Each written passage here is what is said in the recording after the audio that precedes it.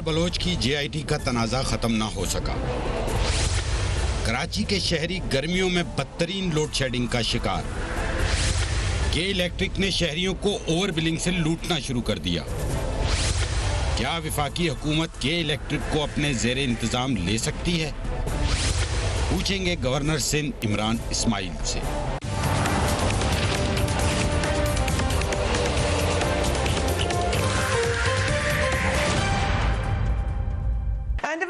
Welcome to the show. Sindh की सियासत इस वक्त वफाक और पीपल्स पार्टी के दरमियान कशमकश के गिर्द घूम रही है। उज़ैर बलोच की JIT दोनों जमातों के दरमियान एक बड़ा तनाज़ा बनी हुई है।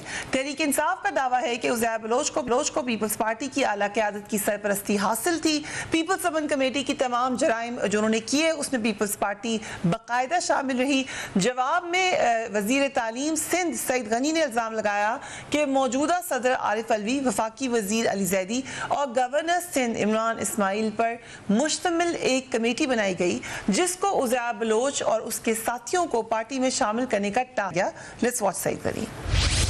आरिफ अलवी, गवर्नर सिंध इमरान इस्माइल और अली ज़ैदी, इन तीनों अफराद ने एक 3 रुकनी कमेटी बनाई।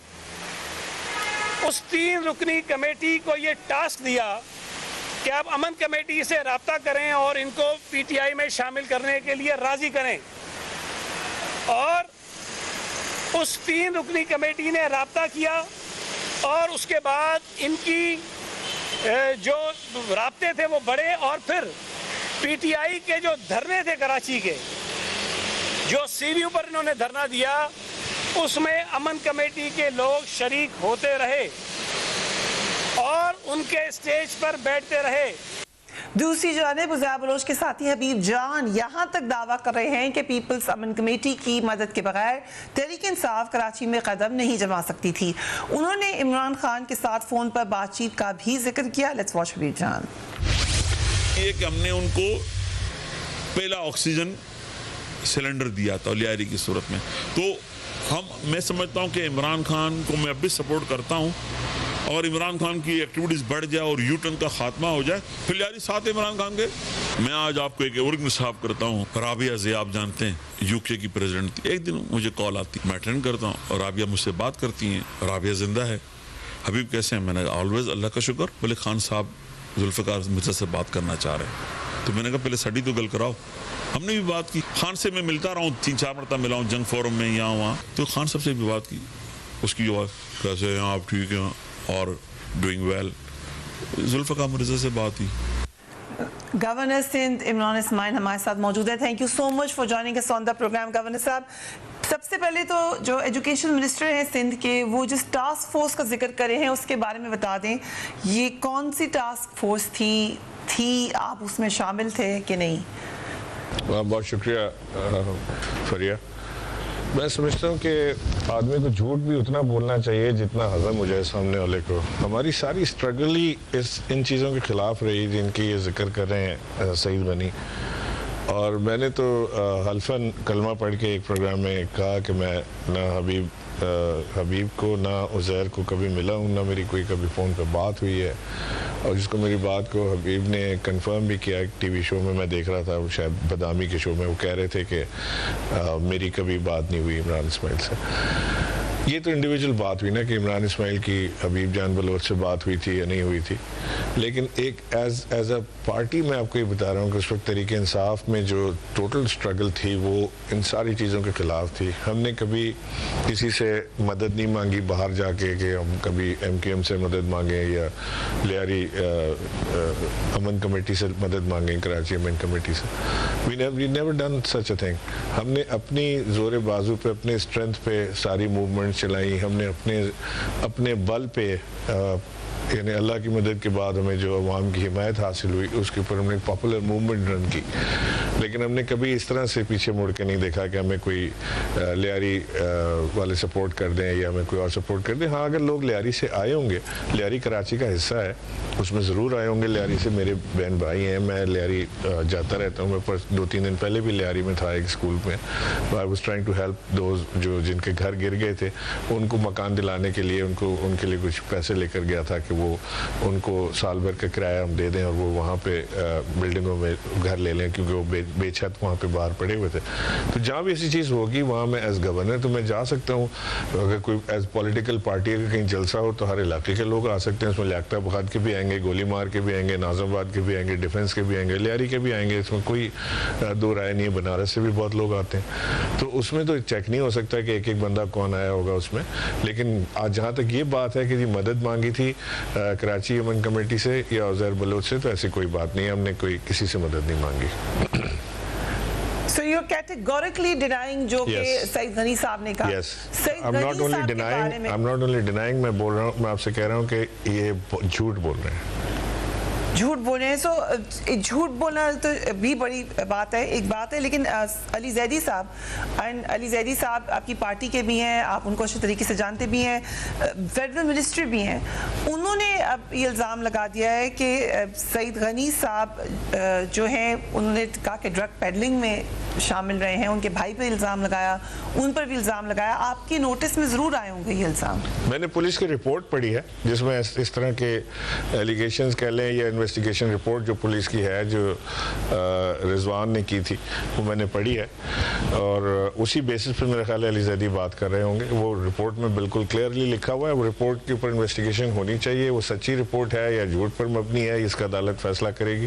But there is a police report which is a secret report और उसके अंदर ये सारी चीज़ें लिखी हुई हैं। So you also endorse जो अली जैदी ने कहा है सईद गनी साहब के बारे में? मैं आपसे कह रहा हूँ कैटेगोरिकली कि there is a police report जिसको अली जैदी कोट करके बात कर रहे हैं। And there I have seen that police report and if you need a copy you can get a copy of that police report also. This is not secret anymore. वो police report में इस तरह की चीज़ें लिखी हुई हैं, उसको पढ़ लें। So, इस पे एक्शन कोई नहीं है, क्योंकि छोटा सा इल्ज़ाम तो नहीं है। कराची आपका भी शहर है, वहाँ पे जो पेरेंट्स हैं, जो लोग हैं, उनके लिए कोई छोटी बात तो नहीं होगी। इसका अब रिपोर्ट आ गई, आगे क्या होगा? अब इसके ऊपर तो बाकायदा मुकदमा चलना चाहिए अदालत में। अदालतें पाकिस्तान में इसीलिए काम करती हैं कि वो इंसाफ फराहमी में आसानी पैदा करें और उसका ज़रिया बने। तो इसके ऊपर मुकदमा चलना चाहिए before it is decided in the court of law. मैं कुछ ऐसी चीज़ अपने पास से कहना नहीं चाहता जो मुनासिब ना हो या ठीक ना हो या बाद में गलत साबित हो या ठीक साबित हो। ये फैसला तो कोर्ट नहीं करना है कि जो रिपोर्ट बनी थी ये रिपोर्ट ठीक है कि गलत है। लेकिन इसमें सईद गनी साहब को खुद ज़रूर कोर्ट में जाना चाहिए इस रिपोर्ट को लेकर। अगर वो समझते हैं कि गलत है तो उनको इस रिपोर्ट को लेकर कोर्ट में खुद जाना चाहिए कि इसका फैसला किया जाए। Right, Governor Sahab, we have to take a break and we will be right back.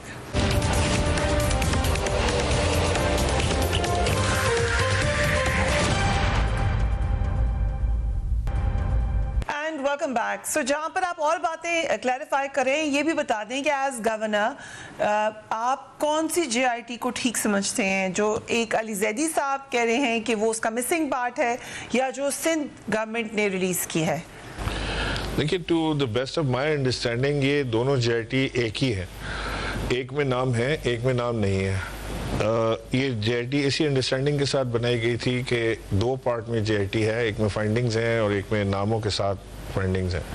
अब उसमें दस्तखत कम है, दस्तखत ज़्यादा है, वो सारी बहस में मैं नहीं जाना चाहता। मैं उसको सही से प्रिवी भी नहीं हूँ टू दैट। लेकिन मैं समझता हूँ कि JIT जो अली जैदी दिखा रहे हैं और जो पीपल्स पार्टी वाले दिखा रहे हैं, दोनों ही JIT ठीक हैं। लेकिन ये दोनों JIT पार्ट 1 और पार्ट 2 हैं। तो एक आदमी पार्ट 2 दिखा रहा है, एक आदमी सिर्फ पार्ट 1 दिखा रहा है। तो वो ये अगर इसको मिला लें तो आपको सारा मुअम्मा हल हो जाएगा। और इसमें अली जैदी ने कहा भी है कि वो कोर्ट लेकर जा रहे हैं, इसको सुप्रीम कोर्ट में लेकर जाएंगे, वहाँ से इसकी वो क्लैरिफिकेशन लेंगे। तो सबसे आसान काम ये है कि कोर्ट इसके ऊपर डिसाइड कर देगी कि ये आया कि इसमें से कोई एक ठीक है या ये दोनों ठीक हैं, या अली जैदी वाली ठीक है या पीपल्स पार्टी वाली ठीक है। लेकिन इसमें ये बात यकीनन गौर तलब है कि बग़ैर नामों के कोई JIT मुकम्मल नहीं हो सकती। यानी अगर आप जब तक जहाँ जुर्म हुआ है उसमें मुजरिम का नाम ना हो, या कराने वाले का नाम ना हो, या अबेटर का नाम ना हो, या सपोर्टर का नाम ना हो, तो वो कोई मुकम्मल नहीं हो सकती। तो लिहाजा इस पे तो बहस हो सकती है कि नाम ठीक है या गलत है, लेकिन इस पर बहस नहीं हो सकती कि नाम हो ही ना उसके अंदर और वो JIT पब्लिश हो जाए, तो उसका कोई फ़ायदा नहीं है।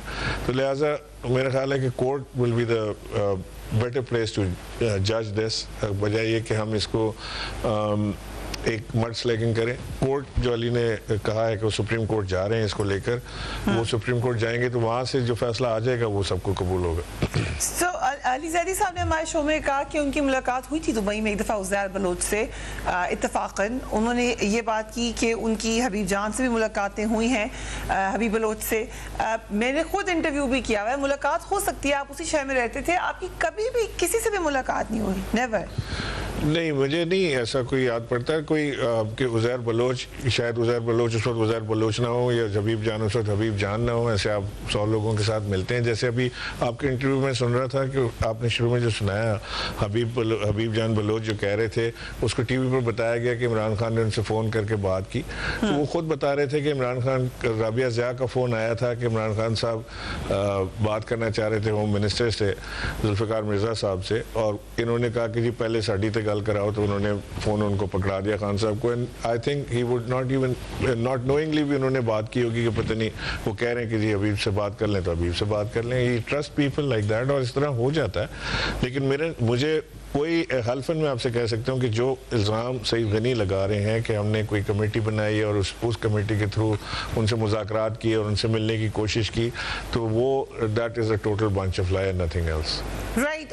जो दोनों जो बातें कॉमन है, एक फीचर बड़ा प्रोमिनेंटली ग्लेरिंगली कॉमन है दोनों JITs में, जिसको आप कह रहे हैं कि वो शायद दोनों एक ही JIT के दो हिस्से हैं, वो जुल्फ़िकार मिर्ज़ा साहब का नाम है जो कि दोनों में मौजूद है। आप कैसा समझते हैं जुल्फ़िकार मिर्ज़ा? आप कैसा समझते हैं जुल्फ़िकार मिर्ज़ा साहब? देखिए, किसी एक नाम को सेपरेट करके उसके ऊपर ना बहस करें, या तो सारे नामों को डिस्कस कर लें या किसी को ना करें। ये मैंने आपसे कहा ना कि इसको लेट द कोर्ट डिसाइड कि वो किस तरह से उसको देखते हैं। लेकिन जुल्फ़िकार मिर्ज़ा का जो नाम है वो जुल्फ़िकार मिर्ज़ा, उस वक्त उनकी अपनी भी तकारीर और सारी चीज़ें मौजूद हैं। वो भी एक जो यहाँ पे कराची के ऊपर जो एक मुसल्लत था खौफ और ख़तरा, और उसके तहत जो सारी दुनिया कोई लाइसेंस बनवा रहा था, कोई कराची छोड़ के जा रहा था, कोई कुछ कर रहा था, तो उस वक्त वो होम मिनिस्टर थे और वो उससे फ़ाइट कर रहे थे जुल्फ़िकार मिर्ज़ा। अब मेरा ख्याल है बेहतर होगा कि अगर आप जुल्फ़िकार मिर्ज़ा की बात जुल्फ़िकार मिर्ज़ा से पूछ लें, ही इज़ अवेलेबल, उनको इंटरव्यू पर ले लें, तो वो ज़्यादा मुनासिब जवाब दे सकेंगे अपनी चीज़ का। Right, very interesting. क्या जुल्फ़िकार मिर्ज़ा साहब अगर अवेलेबल हो जाए, हम कोशिश बड़ी करें कि वो अवेलेबल हो जाएं, लेकिन इसको गवर्नर साहब, गवर्नर तो आप अभी बने हैं, लेकिन you are also a very responsible citizen of Pakistan and resident of Karachi. ये जब JITs आ रही हैं, कोई से भी उठा लें, चाहे वो 250 लोगों को जलाने वाली है बल्दिया में, चाहे वो लोगों को असलहा देने की है या वो लोगों को मारने की है पुलिस की मोबाइल में बैठकर, ये पढ़कर आपको कैसा लग रहा है कराची के बारे में as a citizen of Pakistan? देखिए, अगेन मैं आपसे ये कहूँगा, अब फ़र्ज़ करें कि JIT जो है ये बल्दिया टाउन वाक़े की, इसके अंदर किसी का नाम ही ना हो, और बस वाक़या नरेट किया वो कि कुछ लोग आए थे वो जला के चले गए, कुछ लोग जल के मर गए, कुछ लोग जो हैं वो बच गए, किसी को हम अस्पताल ले गए, और कुछ लोग अल्लाह को प्यारे हो गए। ये तो कोई JIT ना हुई, ये तो सबको पता है, आपके अखबारों में भी छपता रहा, TV में भी है। What does JIT means? इसका यानी इसके कोई वो फोरेंसिक ऑडिट करते होंगे, कोई इसकी चीज़ निकालते होंगे, कौन जिम्मेदार था, किसने करवाया था, क्यों करवाया था, कैसे हुआ था, वो सारी चीज़ें इसके अंदर मौजूद होंगी जब भी कंप्लीट JIT बनती है। इसीलिए मैं आपसे कह रहा हूँ कि JIT चाहे वो बल्दिया टाउन की हो चाहे इसकी, वो JIT हमें कंप्लीट चाहिए। वी शुड नो कि हमारे शहर में किसने क्या किया, कौन क्या करता रहा, कहाँ बैठे हुए हैं, आया कि वो लोग आज किधर हैं, उन्हें सज़ा मिली कि नहीं मिली, और नहीं मिली तो क्यों नहीं मिली और कब मिलेगी। ये सारे सवालात के जवाबात हमें ओरिजिनल JIT पढ़ने के बाद मिल सकते हैं।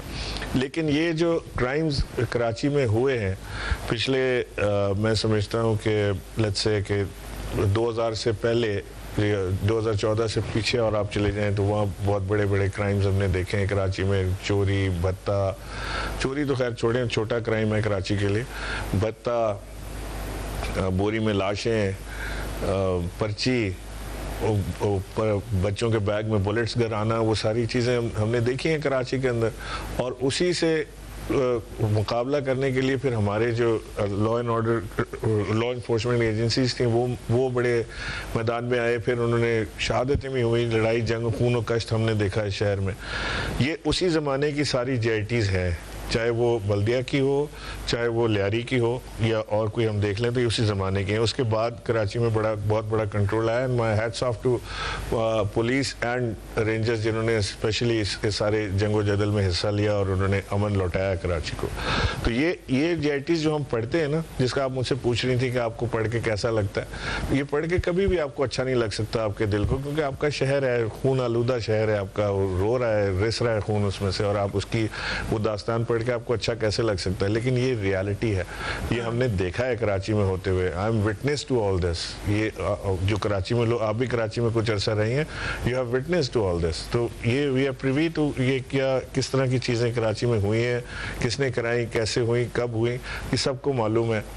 और वी आर वेरी फॉर्चुनेट कि हम एक बड़े डार्क एरा से निकल के बाहर आए हैं कराची में। Right, indeed. We will take a break and we will be right back.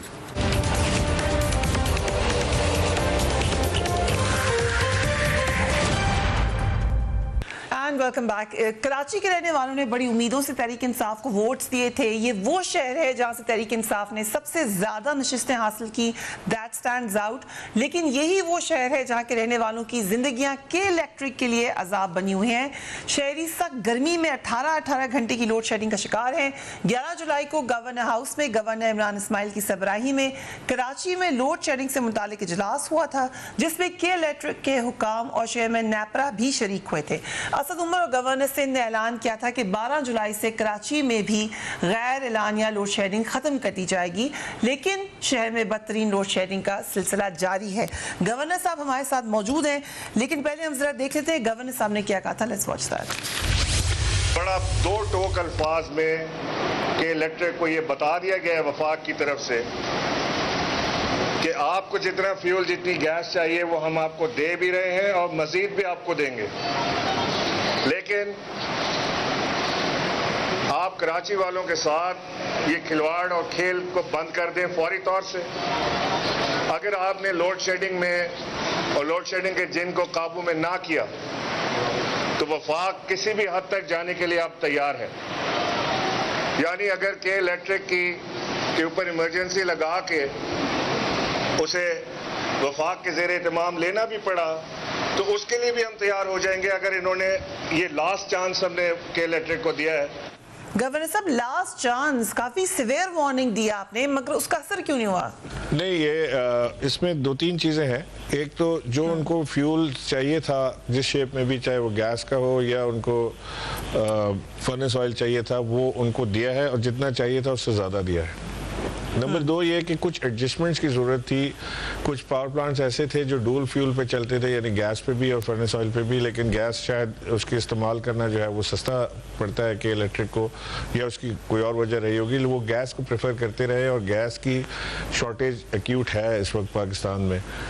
अब यू में ब्लेम इमरान खान गवर्नमेंट के गैस की शॉर्टेज जो नेचुरली शॉर्ट हुई है, उसको भी डिप्लीटिंग स्टॉक्स हैं हमारे, उसको भी इमरान खान ने शॉर्ट किया होगा। लेकिन एक्चुअल वजह के ऊपर अगर अब हम जाएं तो वो गैस की शॉर्टेज की वजह से इनके काफ़ी जो पावर स्टेशन से, वो जो प्रोडक्शन हाउसेस है वो ट्रिप कर रहे थे, वो नहीं कर पा रहे थे या प्रेशर लो होने की वजह से। तो हमने उनको बिठा के बड़ी in depth and detail meeting उनके साथ की कि जो डुअल फ्यूल वाले इनके स्टेशन हैं, स्पेशली जैसे बिन कासिम वाला है जो 160 MFCFD गैस कंज्यूम करता है, उसको हम इस पे ले आए, फ्यूल पे ले आए, फर्नेस ऑयल पर ले आए, और वो गैस स्पेयर हो जाए तो बाकी प्रेशर भी बढ़ जाएगा, इंडस्ट्री को भी गैस मिल जाएगी और कराची के रेजिडेंट्स को भी गैस मिल सकती है। तो वो गालिबन मेरी अंडरस्टैंडिंग ये है कि वो अभी इस वक्त बिन कासिम का जो प्लांट है उनका वो बंद है। गालिबन वो उसको फर्नेस ऑयल से, गैस से फर्नेस ऑयल पर उसको कन्वर्ट कर रहे हैं, जिसकी वजह से थोड़ी शॉर्टेज आ रही है। हमने ये ऐलान किया था कि हम के इलेक्ट्रिक को भरपूर सपोर्ट देने के लिए तैयार हैं, आखिरी हद तक सपोर्ट देने के लिए तैयार हैं। लेकिन अगर वो कमिटमेंट्स अपने पूरे नहीं करेंगे और अपनी बात को वो अपनी बात पे खड़े नहीं रहेंगे तो हमारे पास मजबूरी है, हमारे पास इसके अलावा कोई चारा नहीं होगा कि हम कानून की ताकत इस्तेमाल करने के लिए आखिरी हद तक जाएँ, चाहे उसके अंदर के इलेक्ट्रिक का टेक ओवर हो, इनका लाइसेंस कैंसिल करना हो, जो कुछ भी हो। हम कराची के अवाम को इस ज़बूहाली में नहीं छोड़ सकते, इस कस्मा पुरसी के आलम में नहीं छोड़ सकते, इस मजबूरी में, लाचारी में हम कराची को नहीं देख सकते। ये ऑप्शन कब तक आपको लग रहा है अवेल करनी पड़ जाएगी, क्योंकि मामला अभी तक तो ठीक होते नजर नहीं आ रहे? थोड़ा सा टाइम दें। मैंने आपसे कहा कि वो अभी अपने जो फ्यूल एडजस्टमेंट्स हैं उनको कोशिश कर रहे हैं कि वो फर्नेस ऑयल, गैस और फर्नेस ऑयल का जो इशू है उसको हैंडल कर लें। उसमें 1-2 दिन लग सकते हैं, लेकिन हम उनको बड़े बारीकी से उनको वॉच कर रहे हैं। हमें हर फीडर के हमें वो भेज रहे हैं कि कहाँ पे कितनी देर ट्रिप हुआ या नहीं हुआ। या लोड शेडिंग का जो शेड्यूल है वो साथ है, उसको नेपरा मैच कर रही है। नेपरा को कल मैंने एक खत लिखा है। Yes, I was going to say कि आपने खत लिखा है, मेरे हाथ में ये खत। अच्छा। और ओवर बिलिंग उन्होंने कर दी, पहले वो बिजली नहीं दे रहे, फिर ओवर बिलिंग कर दी। आपने उसमें लिखा है नेपरा को कि शिकायत का अजाला किया जाए और बिलिंग को ठीक किया जाए, लेकिन ये बात आपने के इलेक्ट्रिक से नहीं की। You actually decided to go to, आपने के इलेक्ट्रिक से की। डिड यू फील कि वो सुन नहीं रहे आपकी बात? नहीं, सुनने की बात नहीं है। वो ये मान नहीं रहे हैं कि उन्होंने ओवर बिलिंग की है। वो कहते हैं कि वो कहते हैं हम प्रूव करेंगे कि हमने 1 पैसे की ओवर बिलिंग नहीं की है। मैंने उन्हें उसी वक्त कहा था कि मैं फिर आपका नेपरा के थ्रू ऑडिट करवाऊंगा बिलिंग का। उन्होंने एक्सेप्ट किया। उन्होंने कहा जी 1 भी पैसा हमारी तरफ निकला ओवर बिलिंग का तो हम वापस करेंगे। I also believe as a citizen of Karachi, not as governor, as a citizen of Karachi, I also believe के इनके बिल्स जो हैं वो ऑन द हायर साइड हैं। एक्सॉर्बिटेंट किस्म के बिल्स आते हैं लोगों को। जो लोग बताते हैं कि जी जो एक एसी चलता था वही एक एसी चलता है, जहाँ मेरे एक माँ बाप रहते हैं वही माँ बाप हैं, उनके पास कोई बहुत ज़्यादा ट्रैफिक नहीं बढ़ गया, रश नहीं हुआ, बच्चे नहीं आ रहे, कुछ ऐसा नहीं है। बिजली की खपत में भी कमी इस माने होनी चाहिए कि हमने बल्ब निकाल के LEDs लगा दिए हैं, बट स्टिल बिल जो है पिछले जो आ रहे थे बिल उनसे डबल होके आ रहा है। 30,000 का जहाँ था वहाँ 60 हो गया या 50 हो गया या 55 हो गया, इस तरह से बिलिंग बढ़ गई है। तो मुझे भी लगता है देखने में बाहर से कि ये बिल एग्जैजुरेटेड है, लेकिन हमने ज़ाहिर है कि इसका कोई फैसला तो कोई तो करेगा और वो इसकी रेगुलेटरी बॉडी ही कर सकती है, नेपरा। तो नेपरा को मैंने ख़त लिखा है, नेपरा के चेयरमैन से भी मेरी बात हुई है तौसीफ साहब से, कि वो इसको फौरी तौर से इसके ऊपर एक्शन लें, इसका ऑडिट कराएं कराची में बिलिंग का, और फिर हम इसके ऊपर बैठेंगे। अगर इन्होंने के इलेक्ट्रिक ने कोई भी पैसा एक्स्ट्रा लिया होगा कराची के लोगों से तो वो हम उनको वापस करवाएंगे। राइट, सो के इलेक्ट्रिक अबराज ग्रुप के आरिफ नकवी की मिल्कियत है, और आपने सुना होगा कि बिलावल भुट्टो ने इल्ज़ाम लगाया है कि वफाक इसलिए के इलेक्ट्रिक के खिलाफ कोई एक्शन नहीं ले रहा क्योंकि आरिफ नकवी वज़ीर आज़म के करीबी दोस्त हैं। आरिफ नकवी सबके दोस्त हैं। ये अबराज ग्रुप में नाम तो इनका भी आ रहा था कि वो इनके दोस्त हैं। तो ये बात मैं समझता हूँ कि असल जो मुद्दा है या असल जो मौजू है उसकी तरफ से हटने के लिए है, हटा सकते हैं आप, लेकिन जो हक़ाइक़ हैं वो इसके बरक्स हैं। हक़ाइक़ ये हैं कि इस वक्त वज़ीर आज़म, यानी आप सोचें प्राइम मिनिस्टर का, कि उन्होंने मुझे वहाँ से फ्लाई करवाया इस्लामाबाद। उन्होंने कहा मुझे आओ तुमसे बात करनी है बड़ी ज़रूरी है। फिर मैं पहुँचा हूँ तो उन्होंने कहा के इलेक्ट्रिक का मुझे पूरा बताओ। तो के इलेक्ट्रिक का पूरा उनको बताया। फिर असद उमर को उन्होंने कहा, उमर अयूब को उन्होंने कहा, शहजाद कासिम को उन्होंने कहा, नदीम बाबर को उन्होंने कहा, नेपरा चेयरमैन को उन्होंने कहा, सुई गैस के चेयरमैन को उन्होंने कहा, MD को कहा कि वो भी बैठे, के इलेक्ट्रिक के CEO को। This was the composition of meeting in Karachi जो यहाँ पे हुई, और इससे ज़्यादा भारी मैं समझता हूँ मीटिंग शायद इस एक मामले को लेकर, के इलेक्ट्रिक के मामले को लेकर कभी नहीं हुई होगी। तो this shows the concern of the prime minister. ये आप कंफर्म करें कि दोस्त हैं तो असल मामला तो वो फिर उनसे रिक्वेस्ट ही कर लें कॉल करके कि अगर दोस्त वाकई है, क्योंकि लोग तो इलेक्ट्रिक के वर्कर्स को पकड़ के शिकायतें कर रहे थे, उनको खंभों से बांध रहे थे। आरिफ नकवी साहब कराची में रहते रहे, कराची के हैं। आरिफ नकवी साहब की सबसे दोस्तियां हैं। उनकी आसिफ अली जरदारी से भी उतनी ही दोस्ती है जितनी उनकी नवाज शरीफ से होगी और उनकी इमरान खान से होगी या और किसी से होगी। उनकी वो एक बड़ा सोशलाइज करने वाले आदमी हैं, और उसमें कोई ऐसी आरिफ नकवी में इटसेल्फ उनके अंदर कोई ऐसी चीज़ नहीं है कि जिसके ऊपर आप कोई शर्माए कहते हुए कि वो किसके दोस्त हैं किसके दोस्त नहीं है। तो लिहाजा वो दोस्तियां निभाई किसने हैं, जिसने के इलेक्ट्रिक बनी कैसे थी, ये किसने दी थी, ये क्या इमरान खान ने प्राइवेटाइज की थी, क्या इमरान खान ने इसके साथ डील साइन किया था, सीक्रेसी डॉक्यूमेंट क्या इमरान खान ने किया था। वो सारा हर एक का मुद्दा उठा के इमरान खान के सर पर टोपी फिट करना तो बड़ा आसान काम है। आप कहते जाएं सुनते जाएंगे, कोई मसला नहीं है। लेकिन इस वक्त जो खान साहब का फोकस है के इलेक्ट्रिक को दुरुस्त करने का, वो शायद मैंने आज से पहले किसी गवर्नमेंट का इतना फोकस नहीं देखा एक के इसको के इलेक्ट्रिक को लेकर। और अभी भी मैं कल या परसों उन्होंने कोई मीटिंग के इलेक्ट्रिक के हवाले से ही कॉल की हुई है इस्लामाबाद में। Right. So we will take a break and we will be right back.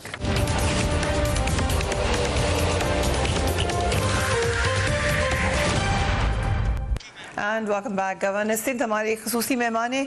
Governor साहब, सिंध में कोरोना केसेस की तादाद 1,07,000 हो चुकी है, जो कि बहुत ज़्यादा है कंपैरेटिवली बाकी सूबों से। ये कह रही है सिंध हुकूमत कि हमारी टेस्टिंग भी ज़्यादा है, इसलिए ये ज़्यादा नंबर आ रहा है। आपका क्या ख्याल है?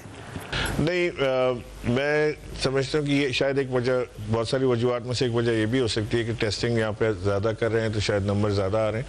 लेकिन सिंध में नेचुरली कुछ ऐसा है मामला कि सिंध में नंबर्स निकले भी ज़्यादा हैं। शुरू से ही सिंध में ज़्यादा नंबर्स रह रहे थे आबादी के तनासब से, अगर हम उसको देखें तो। लेकिन अच्छा कंट्रोल किया है हमारी, जब से NCCOC बनी है, उसमें जब सारे बैठे हैं सर मिल के, सर जोड़ के, पहले दिन से वज़ीर आज़म इसको चेयर करते रहे हैं और उसमें तमाम स्टेक होल्डर्स को बिठा के तब सलाह मशवरे के साथ उन्होंने अपनी मनमानी ना करते हुए लोगों के साथ चले हैं।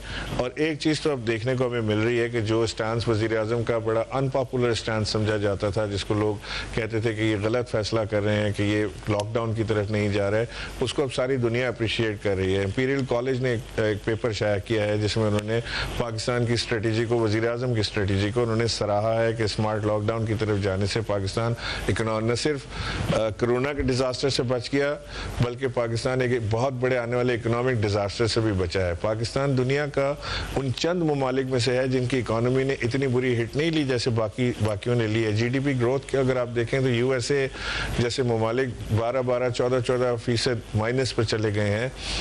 न्यूजीलैंड तकरीबन 6.5% माइनस पर खड़ा है।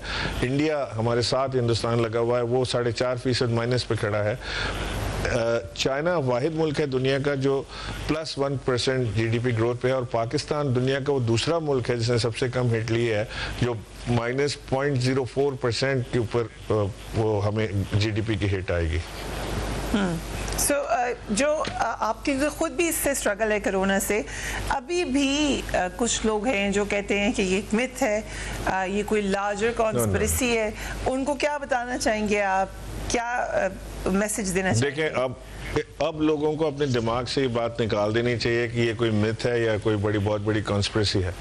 दिस इज़ अ वायरस जो सारी दुनिया में फैला है, जिसने तबाही फैलाई है, बड़े तादाद में अमवात हुई हैं लोगों की, जिसके नताइज बड़े ख़राब भी, खौफनाक भी निकले हैं। लेकिन मैं साथ साथ लोगों को हमेशा ये कहता रहा हूँ कि आप ये कभी ना समझें, हमारे पास दो तरह की मेंटालिटी चल रही है ना। एक तो कहते हैं कि जी ये मिथ है ही कुछ नहीं, वो बिल्कुल अब आज़ाद घूम रहे हैं। दूसरे कहते हैं वो इस कदर खौफजदा हुए हैं कि जिसको कोरोना हो गया और समझते हैं कि इसका मौत का परवाना साइन हो गया, अब इसने मरना ज़रूरी है, बस इस पर इन्ना लिल्लाह व इन्ना इलैहि राजिऊन पढ़ लें और आगे बढ़ें। These two things are poles apart. ऐसा नहीं है, ना ये करेक्ट है ना ये करेक्ट है।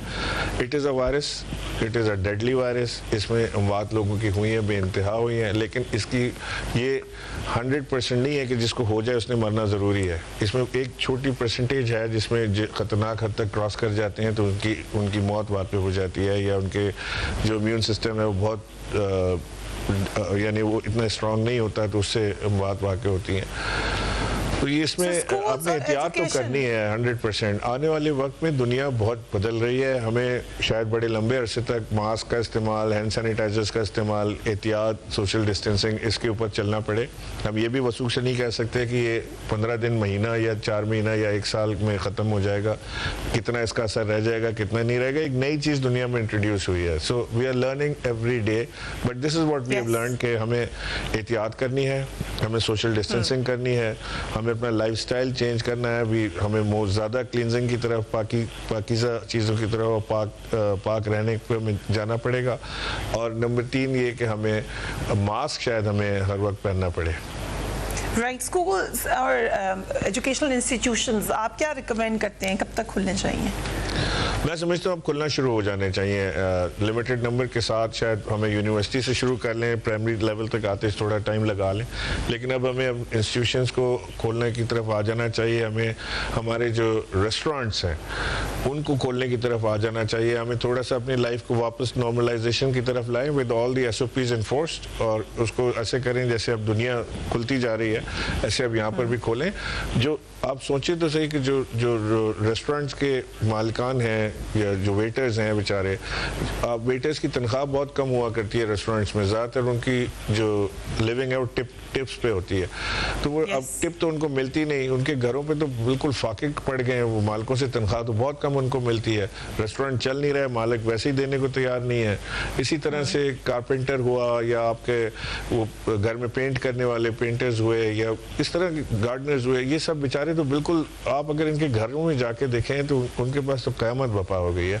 So we should start bringing life back slowly and gradually, जिस तरह थी SOPs के इन्फोर्समेंट के साथ। Absolutely. Last question to you governor साहब कि इस वक्त हम PTI और पीपल्स पार्टी के दरमियान